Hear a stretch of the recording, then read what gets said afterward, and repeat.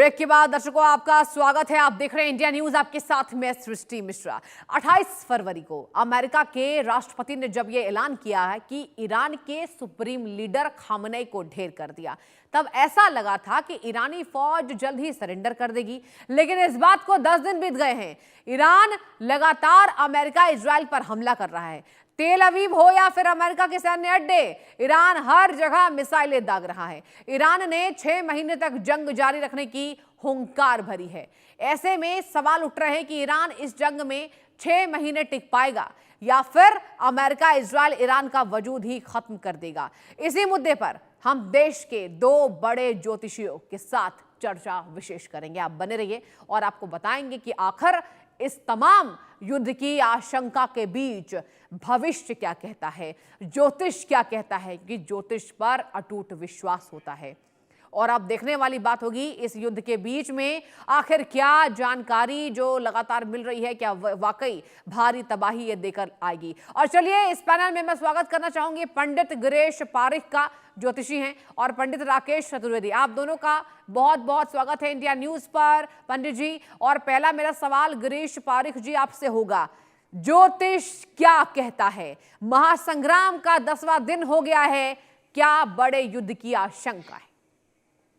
देखिए सृष्टि जी, एक्चुअली में ज्योतिष तो बहुत कुछ कहता है और मैंने 2025 में और इस साल के 2026 में भी ये भविष्यवाणी करी थी अपने चैनल के अंदर और बहुत सारे टीवी चैनल्स के अंदर कि ये जो साल 2026 भी है ये भी 2025 की तरह ही काफी विनाशक रहेगा। उसका पहला हाफ यानी 2 जून तक का, जबकि बृहस्पति देव है वो कर्क राशि में और यानी कि अपनी उच्च की राशि में संचरण नहीं करेंगे, तब तक ये जो चतुर्ग्रही योग है, तब तक ये जो मंगल और राहु का अंगारक योग है और उसके साथ ही साथ में जो खप्पर योग है और ये जो हमारा नववर्ष जो अभी 19 अप्रैल से स्टार्ट होने वाला 19 मार्च से, वो भी रौद्र संवत्सर है। रौद्र का मतलब आप समझते ही हैं, है ना, जो कि शत्रुता लिए हुए जो कि रौद्र स्वरूप के अंदर है। तो अभी के समय पे मैं आपको बताऊं कि ये जो अंगारक योग है, स्पेशली मंगल राहु का, और ये योग सूर्य राहु का, क्योंकि अभी 2 ग्रहण, बड़े बड़े ग्रहण भी पड़ के गए हैं और जिस हिसाब से अभी जो गुरुदेव अतिचारी हैं, आने वाले 7 साल तक रहेंगे अतिचारी, ये सारी युद्ध की विभीषिका को बताने वाले साल हैं।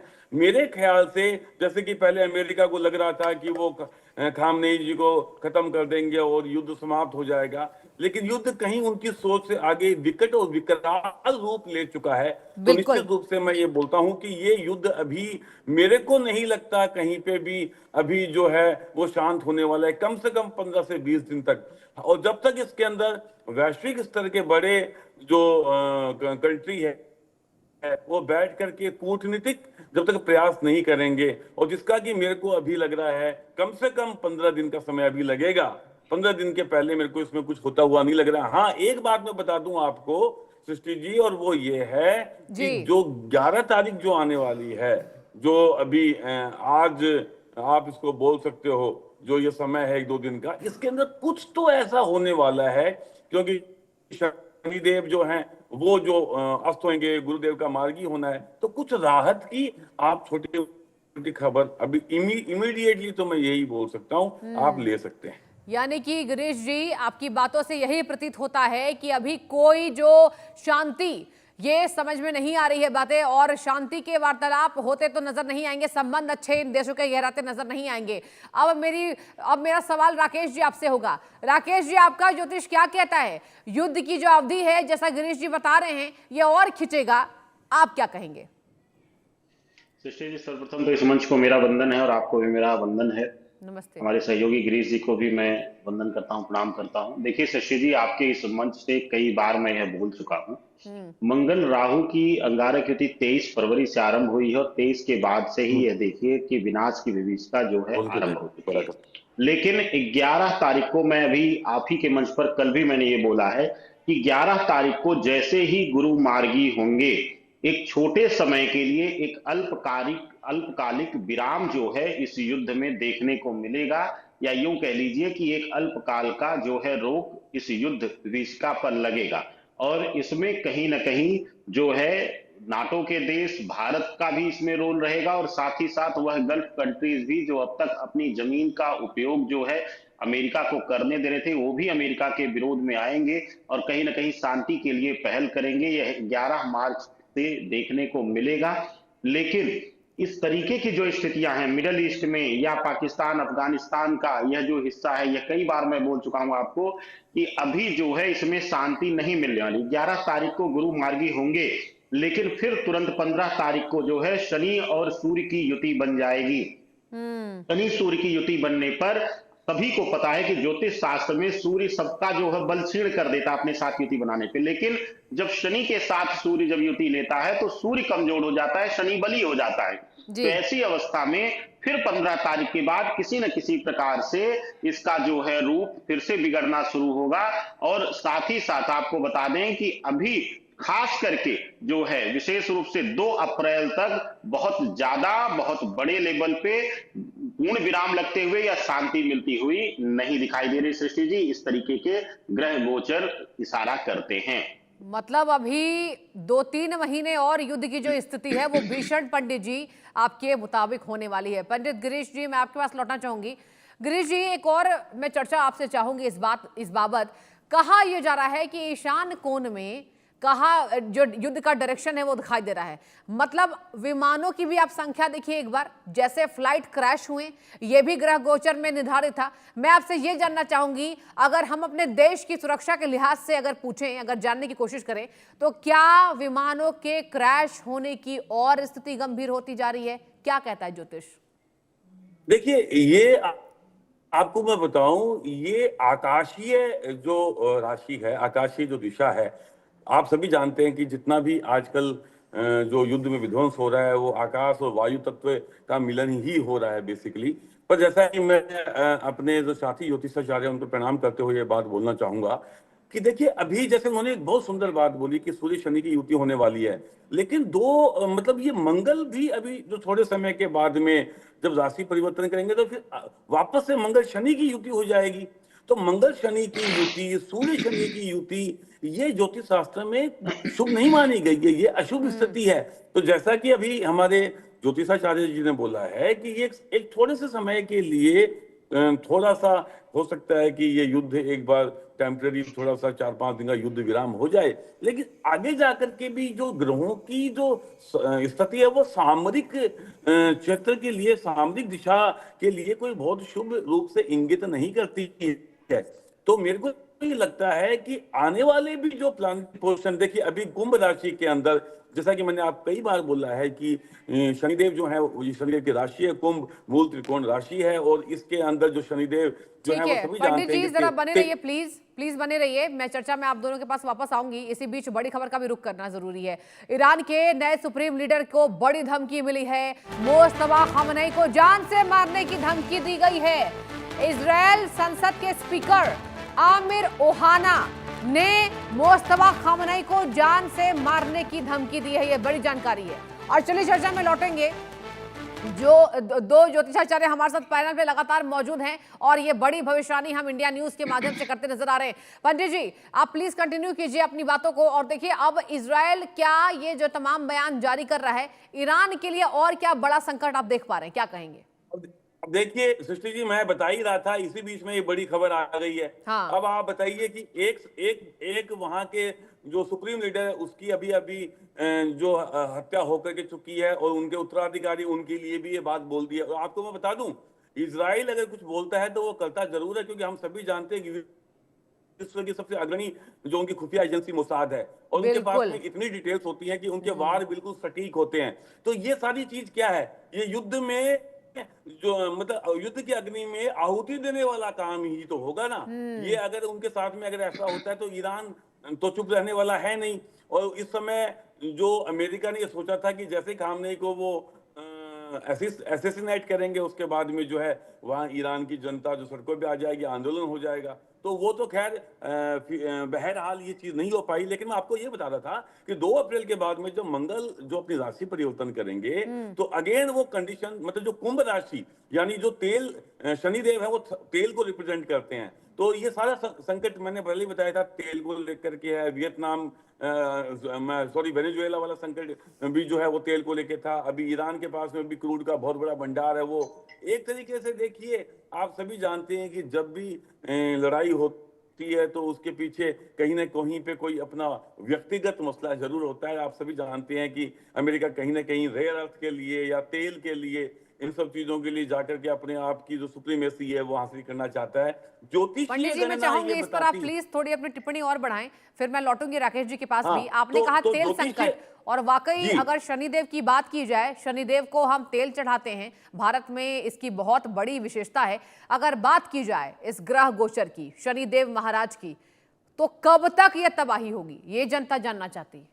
देखिए, ये मान के चलिए कि अभी मेरे ख्याल से आप ये, जैसा कि हमारे जो फेलो पैनलिस्ट ने बोला है, अभी हो सकता है 5-7 दिन का एक टेम्पररी युद्ध विराम हो जाए। अच्छा। लेकिन ये आप ये मान के चलिए, मेरे को तो 2 अप्रैल के बाद में भी शांति कहीं दिखाई नहीं दे दी है, क्योंकि कुंभ राशि में जो अभी जमघट है 4 प्लैनेट का, वो मीन राशि में हो जाएगा, है ना। तो कुल मिलाकर के अभी ये 15-20 दिन तो आप ग्रह ये इशारा देते हैं कि अशांति बनी रहेगी। एक अभी जो 11 तारीख के बाद में जो एक टेम्पररी, एक थोड़ा सा एक समय राहत का मिल सकता है, उसके अलावा फिलहाल तो 20 दिन का मेरे को यही लग रहा है कि ये युद्ध हमें कहीं ना कहीं पे एक ऐसी डायरेक्शन में लेकर जा रहा है जो संपूर्ण विश्व के लिए विनाश का कारक बनने वाला है 2030 से 2032 के अंदर।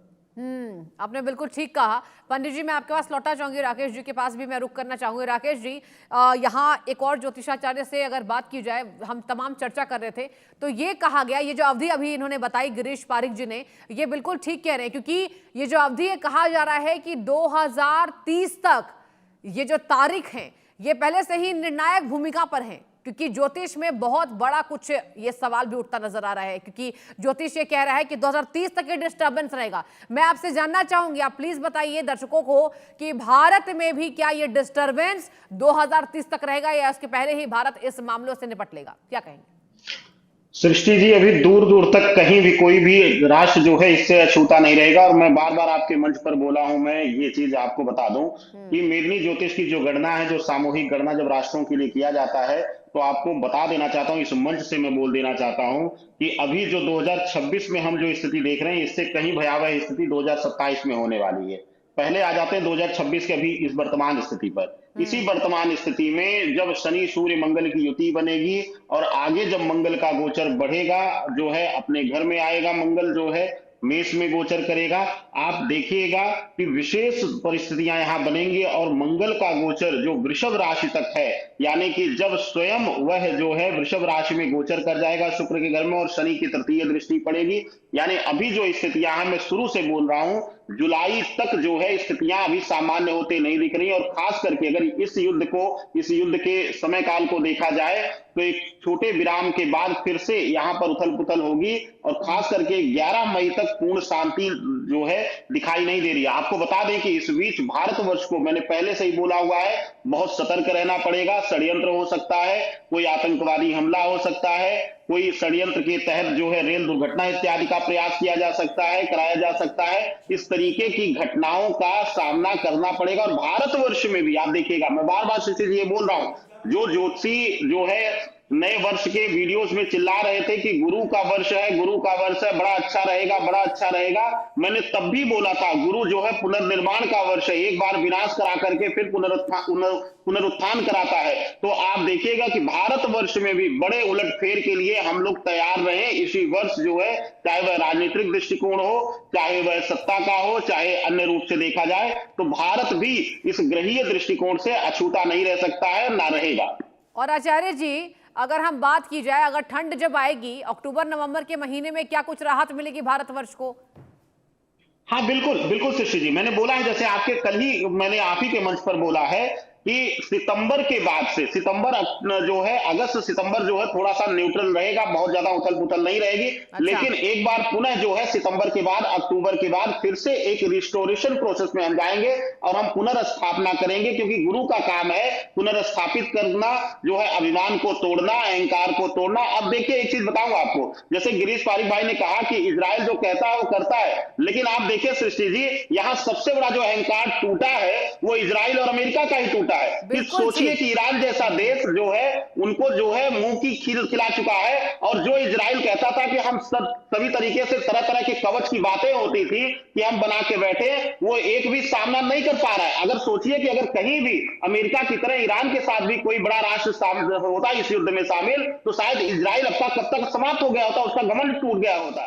तो ऐसी अवस्था में गुरु अभिमान का तोड़ने वाला कारक तत्व बनता है, गुरु अहंकार को मर्दन करता है, और यही अहंकार मर्दन गुरु जो है ईरान को जो है जरिया बना करके अमेरिका और इजराइल दोनों के साथ कर रहा है। यह हम सभी को बहुत स्पष्ट रूप से देख लेना चाहिए। और मैं बार बार कहता हूं, गुरु जो है हमेशा अभिमान को तोड़ करके, अहंकार को तोड़ करके, सत्ता में परिवर्तन करा करके, सत्ताधीशों को बदल करके, आप ही के मंच पर मैंने बोला था कि जैसे ही 23 तारीख में गुरु मंगल की युति बनेगी और मंगल राहु की युति बनेगी, कहीं ना कहीं किसी न किसी राष्ट्र का मुखिया मारा जाएगा। आप देखिए कामनाई मारे गए।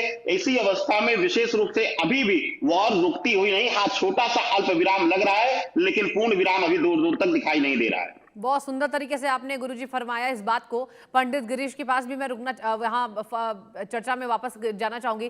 पंडित जी, आपसे मैं ये जानना चाहूंगी, ईरान की ताकत, देखिए यहाँ राकेश जी ने बहुत अच्छे से फरमाया कि अगर ईरान की ताकतों का हवाला दिया जाए तो अभी ईरान झुकने को तैयार नहीं है। अब ऐसे में ये जो अवधि है, क्या ईरान की मजबूती दिखा रही है या अमेरिका इजराइल और रिटेलिएट करेंगे, मतलब और भी मजबूत होते नजर आएंगे? क्या कहता है ज्योतिष, अगर हम तीनों देशों की बात करें पंडित जी?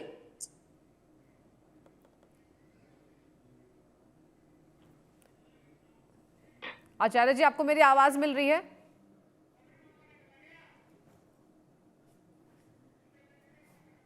राकेश जी, मैं आपके पास ही लौटना चाहूंगी। गिरीश जी को मेरी आवाज नहीं मिल पा रही है।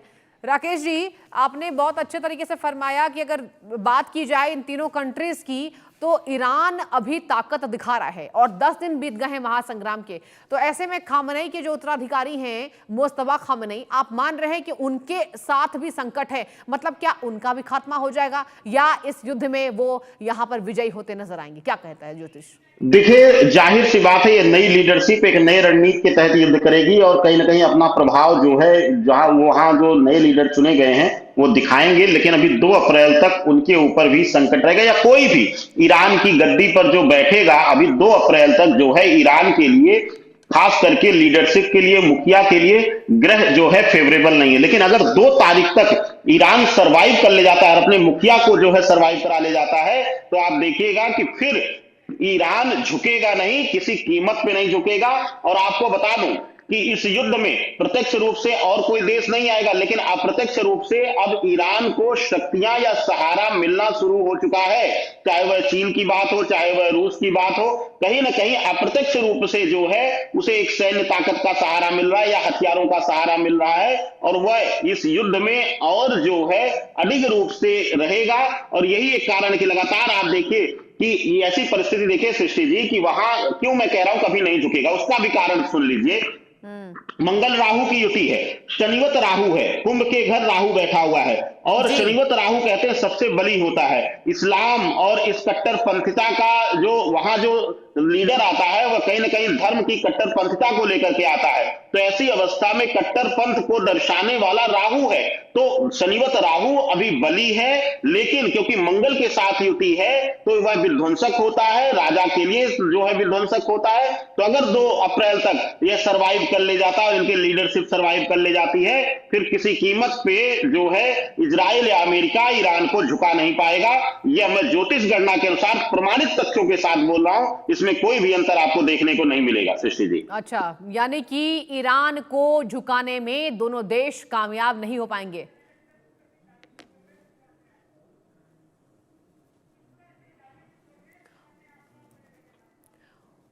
प्लीज राकेश जी आप बने रहिए। इसी बीच यहां उत्तराखंड के मुख्यमंत्री पुष्कर सिंह धामी क्या कुछ कह रहे हैं, या कुछ सुनाते हैं।